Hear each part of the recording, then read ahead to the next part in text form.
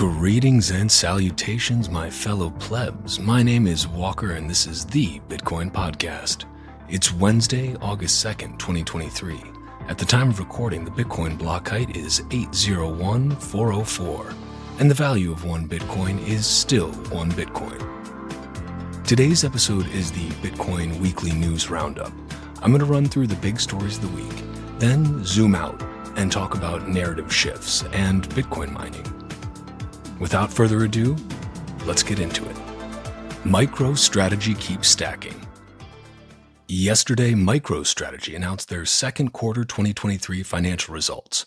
Per executive chairman and GigaChad Michael Saylor on Twitter, in July, Microstrategy acquired an additional 467 BTC for $14.4 million and now holds 152,800 BTC.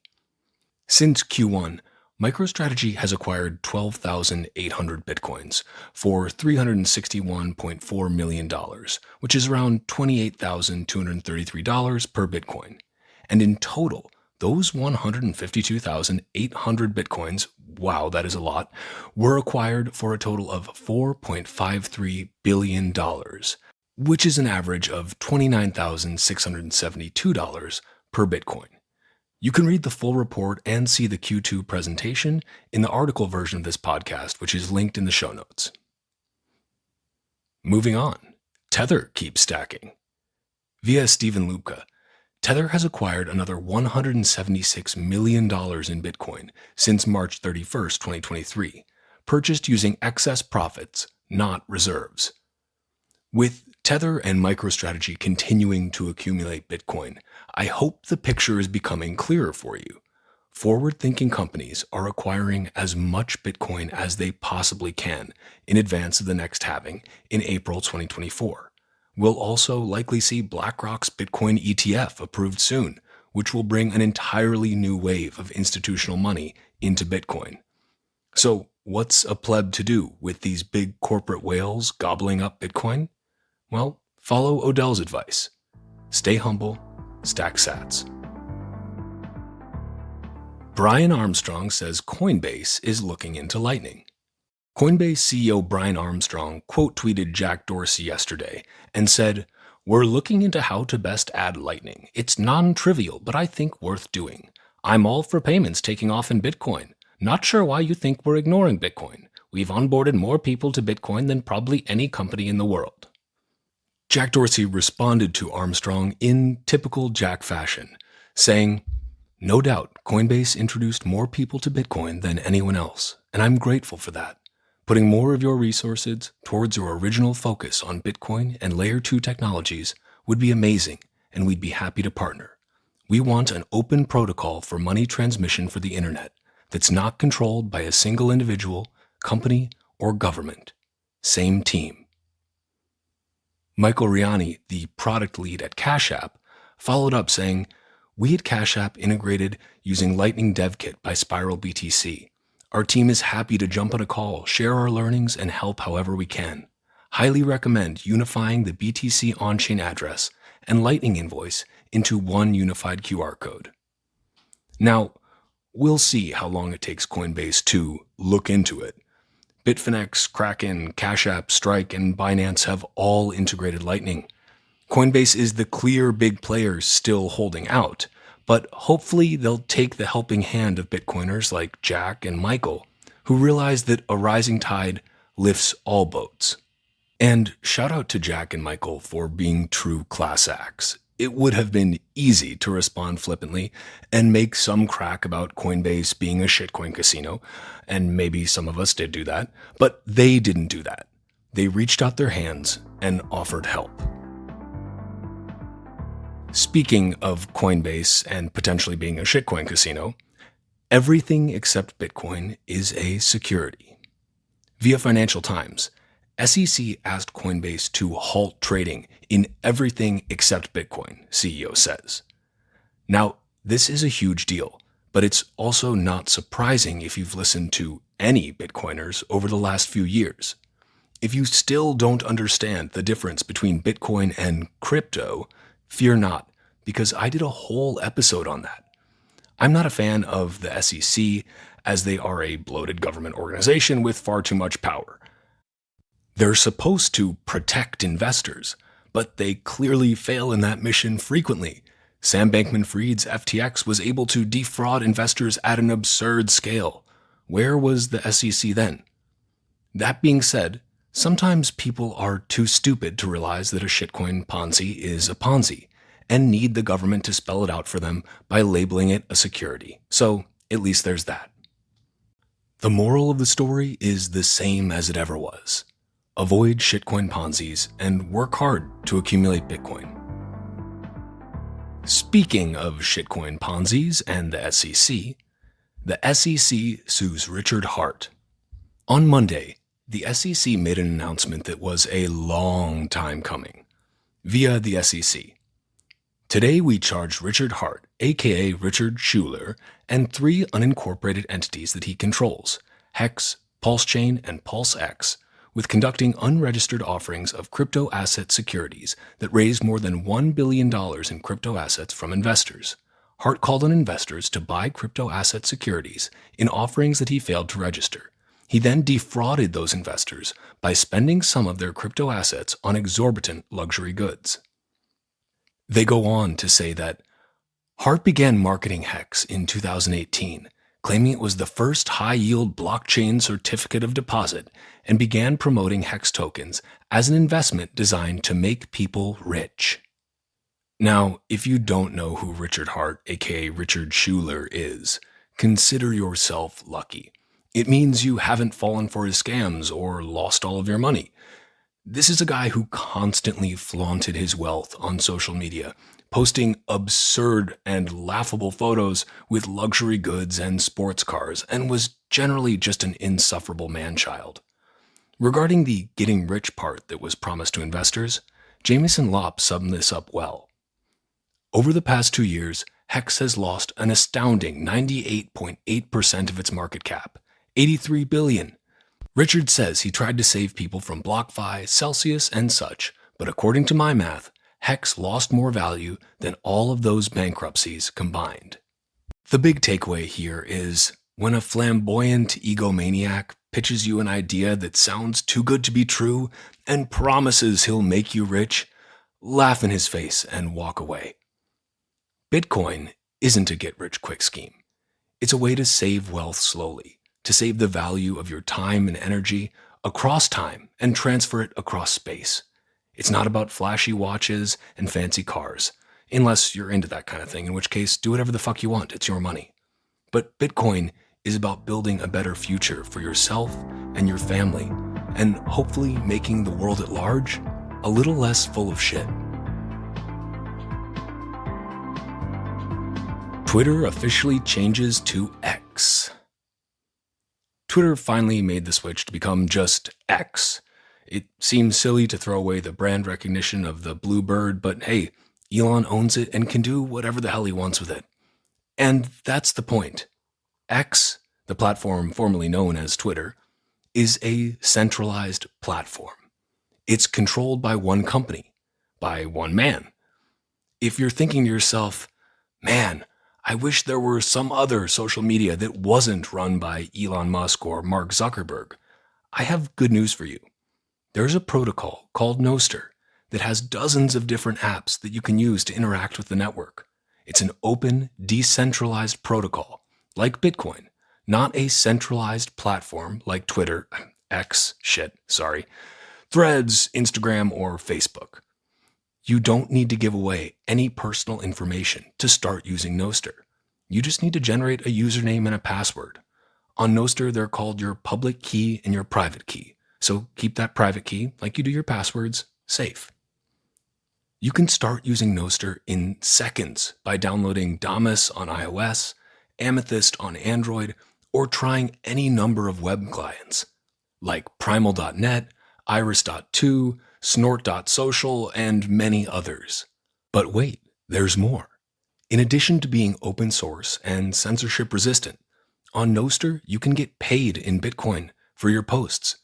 This is called zapping, and it's made possible by the Bitcoin Lightning Network. It's value for value in action. So give Nostr a try. Share your thoughts, share your art, share nature, share pictures of your feet. Share whatever the hell you want. No one can stop you. You can find me on Nostr by going to primal.net/walker. I'll see you there. KPMG Bitcoin ESG Report. Top 4 accounting firm KPMG released a report called Bitcoin's Role in the ESG Imperative. Here's the highlights of the report as summarized by Sam Callahan. Environmental.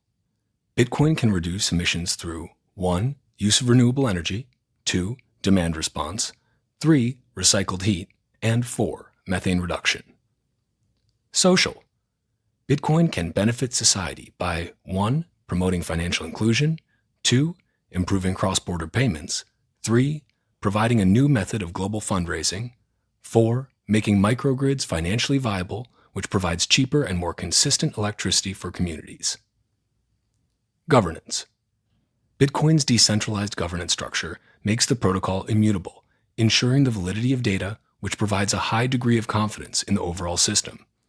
This results in a system that can't be abused or manipulated. Now, I think the general ESG movement is a bit of a scam. It's a way for asset managers to extract higher management fees from their clients by framing a fund as ESG.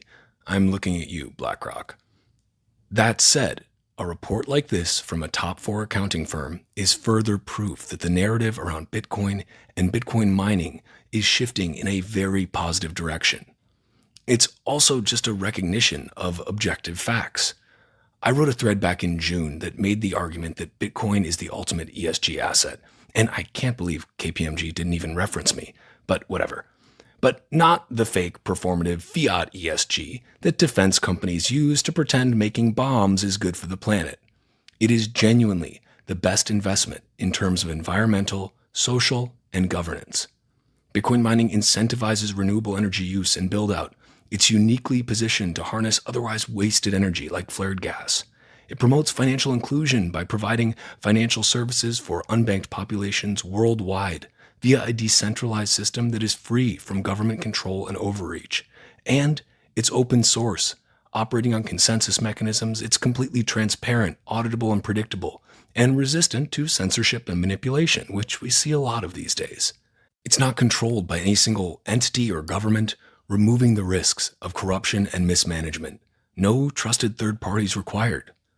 At this point, if you don't hold Bitcoin, you're signaling to the world that you don't care about environmental, social, or governance issues. Is that really the message you want to send?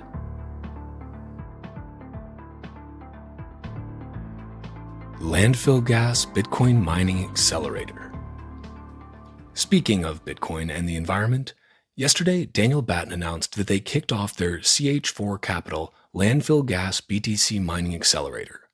Quote, 8 Bitcoin mining companies all committed to turning an environmental pollutant, vented methane, into a source of power for the future of finance. This is really incredible news. Congratulations to Daniel Batten for spearheading this initiative to take energy that is otherwise harmfully wasted and turn it into the ultimate sound money, Bitcoin.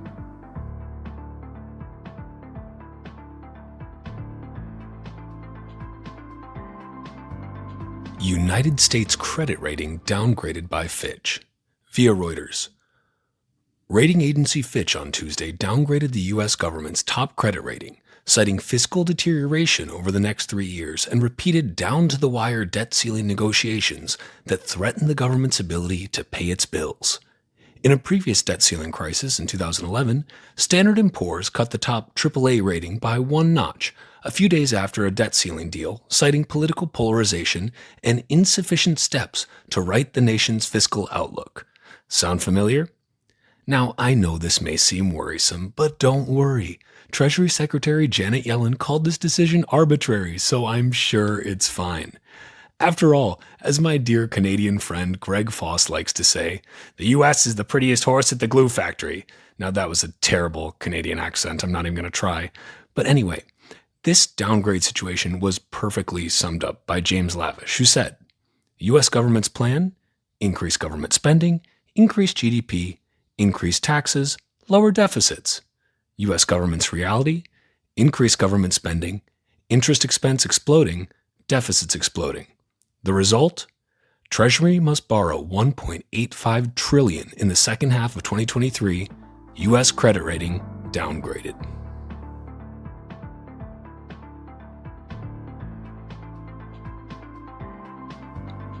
To finish up this show, let's zoom out and talk about the larger narrative around Bitcoin mining and the environment. Across the world, the amount of gas flared into the atmosphere is truly massive. The University of Cambridge Bitcoin Electricity Consumption Index estimates that global gas flaring alone could power the entire Bitcoin network 5 times over. So when you hear the Ripple-funded idiots of Greenpeace USA's propaganda arm say things like, Bitcoin is not sustainable, remember that they are either lying through their teeth or are just too dumb to realize objective truth. Bitcoin mining is one of the most sustainable industries on the planet.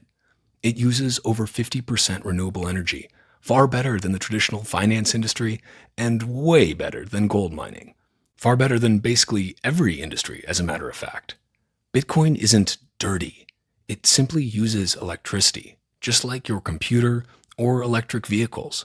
And if you really want to get into indirect energy sources, Bitcoin uses a higher renewable energy mix than electric vehicles do, because unlike EVs, Bitcoin miners are able to use off-grid power, mostly renewable sources such as hydro, so it has a lower scope 2 emission profile than EVs. Put simply, if you're still claiming that Bitcoin is bad for the environment, then, pardon my French, you're a fucking idiot. But not only are you a fucking idiot, you're a privileged fucking idiot. Because if you think Bitcoin is a waste of electricity, then you clearly haven't thought through how people around the world, especially in the global south, struggle with monetary colonialism like the 14 African countries forced by France to use the CFA franc, access to financial services, and hyperinflation, which can make the money you worked hard for worth next to nothing overnight. Bitcoin is good for humanity and a net positive for the environment. Bitcoiners have been saying things like this for years, but now it's not just Bitcoiners saying it. Now, top 4 accounting firms like KPMG are saying it. Now, presidential candidates like RFK Jr. are saying it. Hell, even the freaking Biden White House released a report in 2022 saying crypto asset mining can be powered by stranded methane and renewables. The tides are changing. The narrative is shifting towards truth. In a few years, it will be widely regarded as incredibly ignorant to say something as supremely stupid as Bitcoin is a waste of energy. Change happens gradually, then suddenly.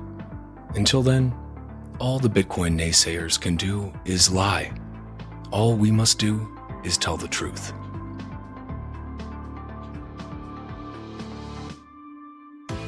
And that's a wrap on this week's Bitcoin News Roundup.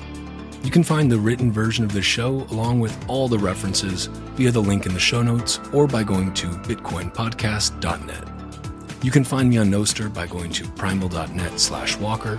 And if you want to follow the Bitcoin Podcast on Twitter or X or whatever we're calling it these days, go to @TitcoinPodcast and @WalkerAmerica. You can also find the video version of this podcast and others at youtube.com/@WalkerAmerica. Bitcoin is scarce. There will only ever be 21 million. But Bitcoin podcasts are abundant. So thank you for spending your scarce time to listen to another fucking Bitcoin podcast.